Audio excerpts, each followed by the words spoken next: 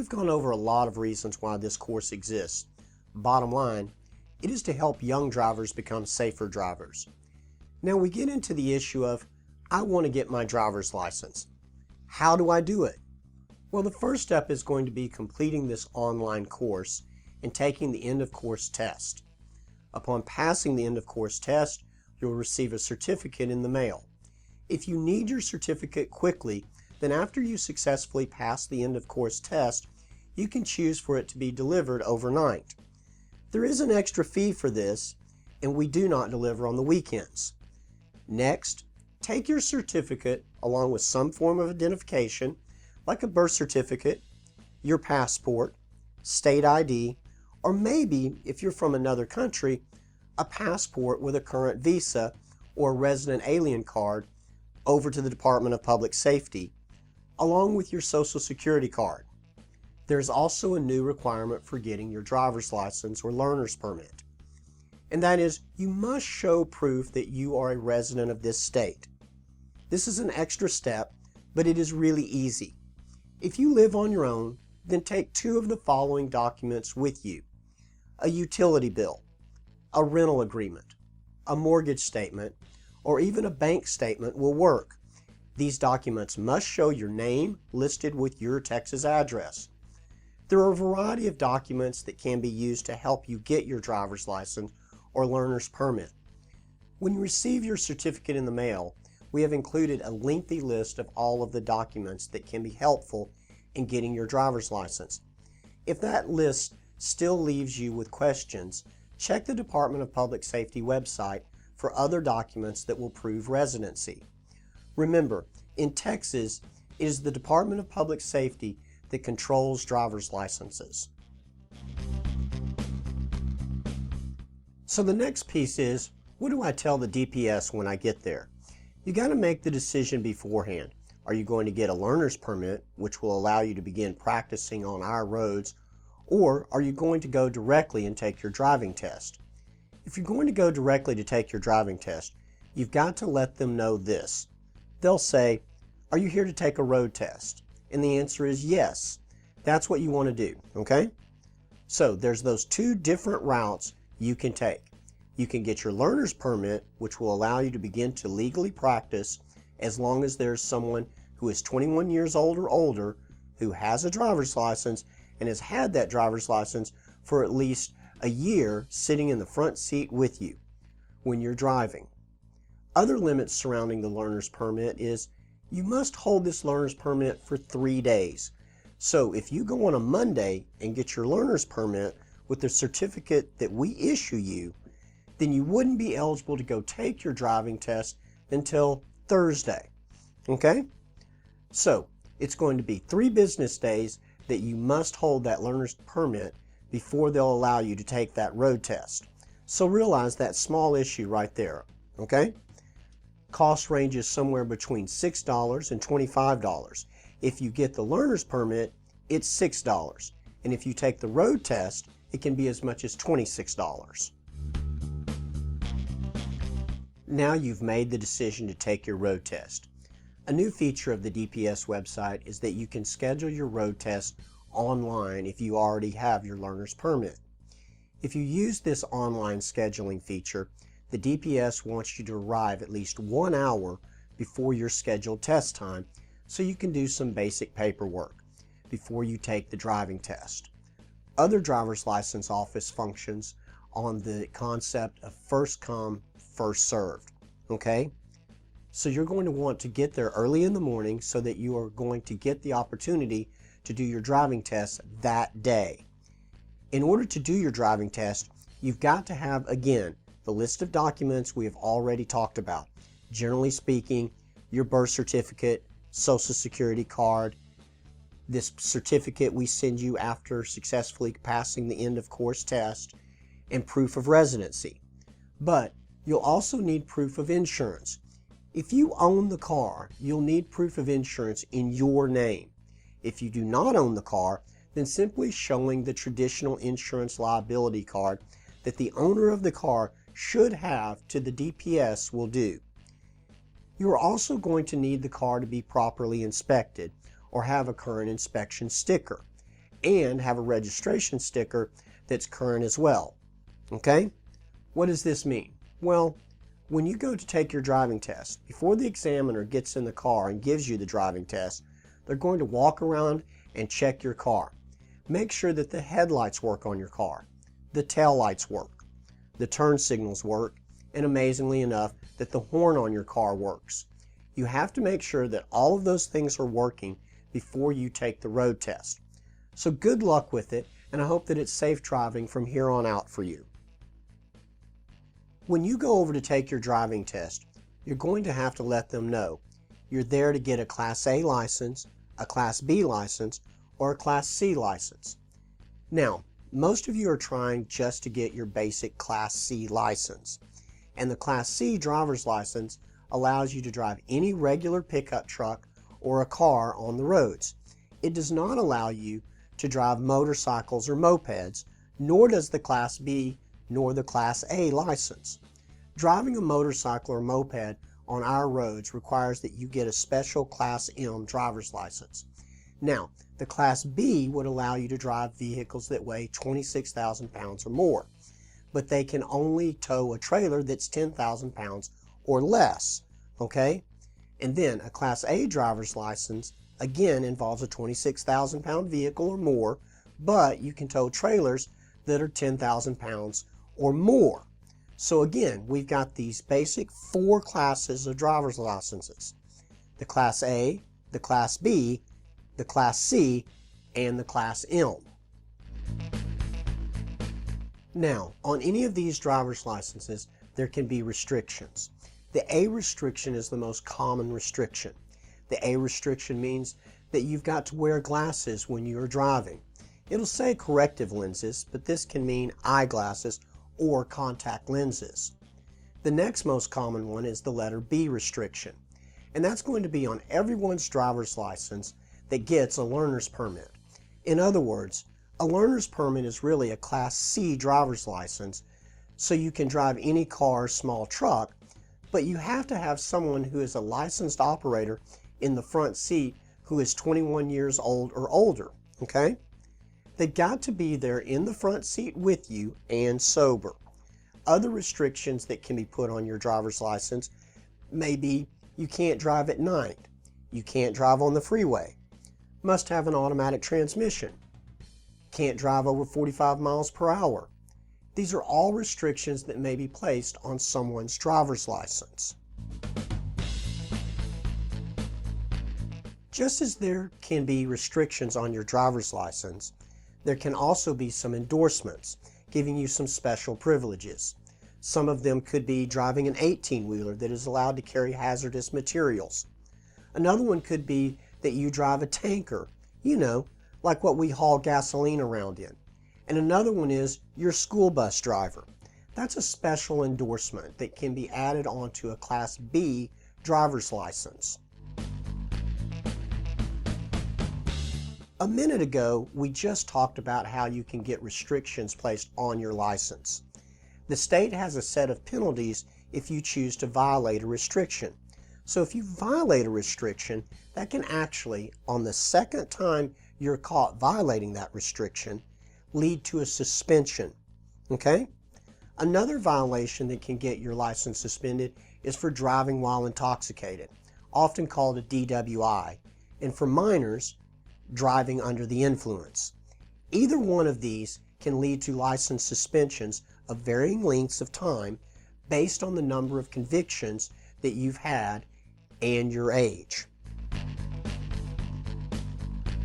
Now sadly, under this same category, there's a topic called intoxication manslaughter and intoxication assault. Intoxication assault is any time that you're driving your vehicle and you've been drinking. It doesn't matter whether it's a lot or a little, but you've been drinking and you hit someone and you injure them. This can lead to prison time, which is 2 to 10 years for intoxication assault, or you can get intoxication manslaughter. And this is where you're drunk, driving, and kill someone. And that can lead to a prison time of up to 20 years in prison. This is nowhere you want to spend any part of your life. It all happens off of a simple decision of drinking, and unfortunately, of getting behind the wheel and driving. Other things that can lead to license suspension are causing the serious injury or death of someone while driving. If you evade arrest, in other words, you decide that you're going to be on an episode of Cops, you know, the good episode where you decide to run from the police, they catch you and press your face into the pavement. Running from the police on its own can lead to suspension of your license. If an officer goes to pull you over, you are to pull to the right and stop, okay? If you feel you are in an unsafe area like a busy street, then drive slowly in the right lane and pull into an area off the road, like a parking lot. That's what you've got to do for your safety, and the officer might appreciate it as well. Remember, he or she is the one standing outside. And there's another thing that I want to clear up for you guys. And that's the difference between a felony and a misdemeanor, okay? Can you get your license suspended for a misdemeanor? In general, no. A misdemeanor would be something like running a stop sign, getting a speeding ticket for, let's say, going 37 in a 30-mile-per-hour speed limit zone. Those are only misdemeanors. A felony is something that is generally going to lead to jail time. An example would be running from the police. That becomes a felony. All right, so a misdemeanor will not lead generally to suspension of your license unless you've committed a lot of them.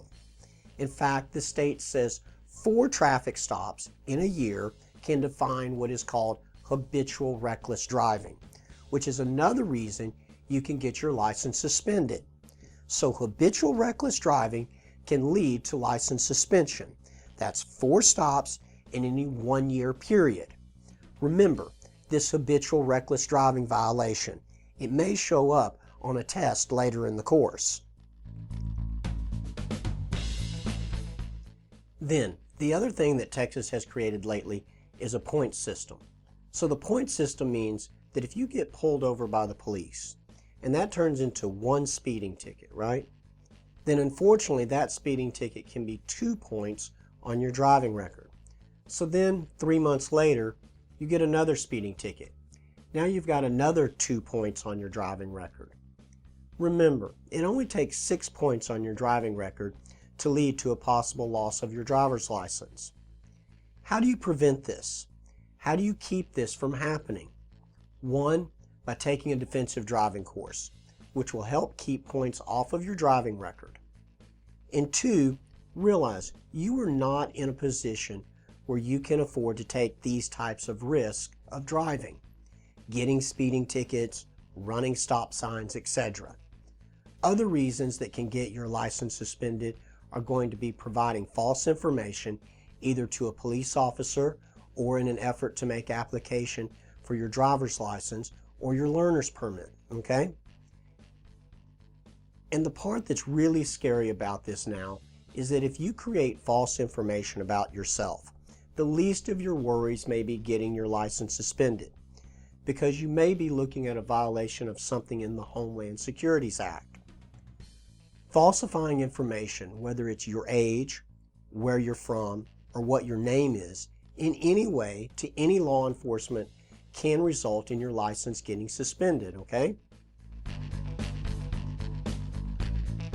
Another thing that can also result in losing your driver's license these days is racing. If you're out on the street and you're racing, you're looking at getting your license suspended. We have racetracks for a reason, and that's for people who do want to go and compete. But it's in a safe environment. Please don't add this extra risk to your situation or others. If your license is suspended for any reason, Texas does have a small safety net to help you. Texas is a right-to-work state, so the argument goes like this. If I can't drive to work, then my right to work is being violated. So Texas has created the Essential Needs Driver's License. This driver's license simply says that you can drive yourself to and from work during set hours of the day. A driver who has had their driver's license suspended can make a request to a judge for this type of license, and the judge can grant it at her discretion. Remember, it is called an essential needs driver's license, and let's hope you never need one. One of the things you've heard me say again and again today is the issue of you can't afford it. Well, it's in the issue of insurance is where the costs start to skyrocket. The state of Texas has what is called the Safety Responsibility Act, and it goes into play anytime that there's been a death, an injury, or over $1,000 worth of damage created in any type of automobile accident. The Safety Responsibility Act requires that you carry what is called liability insurance. Liability insurance pays to fix the other person's car, their health, their property, their house, if the wreck is your fault, okay? It pays to fix their stuff. So if you look away, you're distracted by text messaging, you're distracted because you were reading a billboard or whatever, and you run into someone, then it's this liability insurance that's mandated by the State Responsibility Act that will actually pay for the accident which you caused while you were driving. There are other types of insurance as well. The next step up that insurance companies will offer you is called uninsured motorist. Uninsured motorist insurance pays to fix your car if you're hit in a collision with someone who does not have insurance. And the new insurance laws say that if you're out driving and you can't show proof of insurance when a police officer asks for proof, then the second time the officer is supposed to impound the car right then and there. In other words, the car goes this way and you go that way. Former students of this course who have had their car impounded reported to me that this whole experience cost them around $800. Plus, they had to pay the cost of the insurance so they could get the car out of the pound. One way or another, that driver eventually got insurance. So you can't afford to be out there on the streets driving without insurance. There are people out there that are still driving without insurance, knowing these consequences, knowing the risk of losing their car to the impound lot, and if you get hit by them, this uninsured motorist insurance will protect you. The next step up from that is called collision insurance. Collision insurance pays to fix your car, your health, your property if you're in a wreck and the wreck is ruled your fault. So think about it. If you get in a wreck with another car, there's going to be two vehicles damaged, theirs and yours. So liability insurance pays to fix theirs and collision insurance pays to fix yours. Okay? Then, the next step up from collision insurance is what is called comprehensive insurance. Comprehensive insurance pays to fix your car if it's damaged by a tornado, flood, graffiti, or vandalism. Also, if it's broken into or the whole car is stolen. If you buy all of these types of insurance, liability, uninsured motorist, collision, and comprehensive, then the insurance companies will call it full coverage insurance. So you want to tell your insurance agent, yes, I want full coverage insurance, and this is the package you're going to get. Another thing to understand when it comes to insurance is the obligation to keep insurance. Oftentimes, when we have to borrow money in order to buy a car, like from a bank or maybe the car lot, then they require that you carry full coverage insurance on this car. Why? Because if you wreck the car and there is no insurance to fix it, then the lender is left with someone owing them money and a wrecked car. So lenders require that you carry full coverage insurance. Now, if times get tough and you say, well, I'm not going to pay my car insurance this month, then the insurance company is going to send a notice to the bank that you didn't pay your car insurance. And then the bank is going to want a response from you.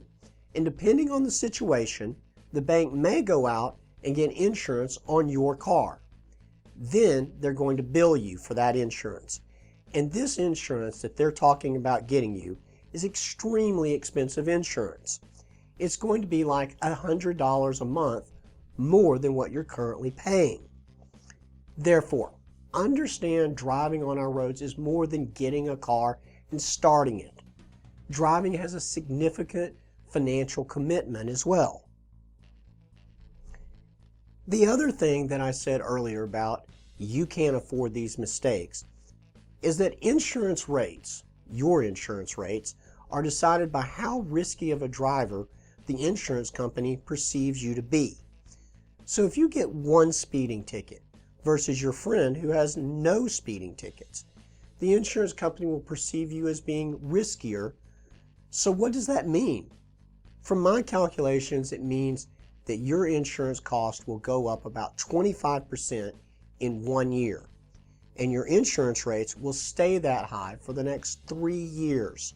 All because you got one speeding ticket, or one small collision, or ran one stop sign. Your insurance costs overall will go up for 3 years just over one traffic ticket. Now, you add on another traffic ticket on top of that, maybe the next year you're going to have a few years in there where you're paying 50% more for insurance than the person that didn't get any traffic tickets, okay? Insurance right now, from what I can tell, is running young men about $200 to $250 a month.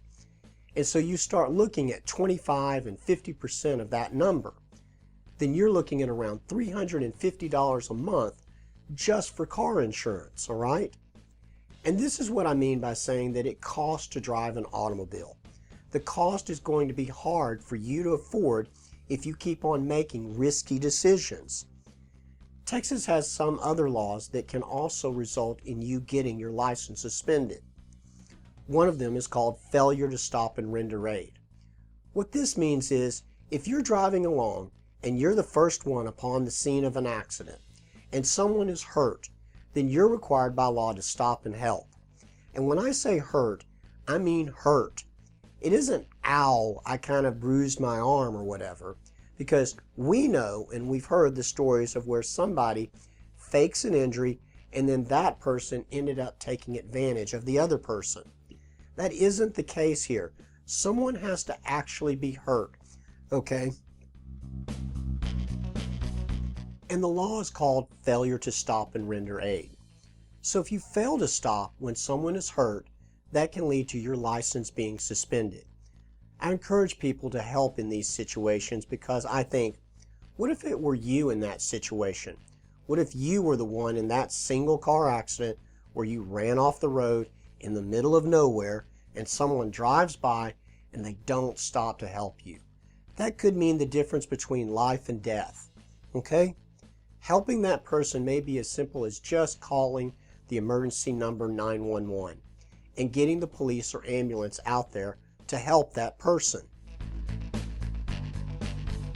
Another thing that can lead to your license getting suspended is if you pass a school bus. Yeah, pass a school bus. If you're caught a second time passing a school bus, you can get your license suspended.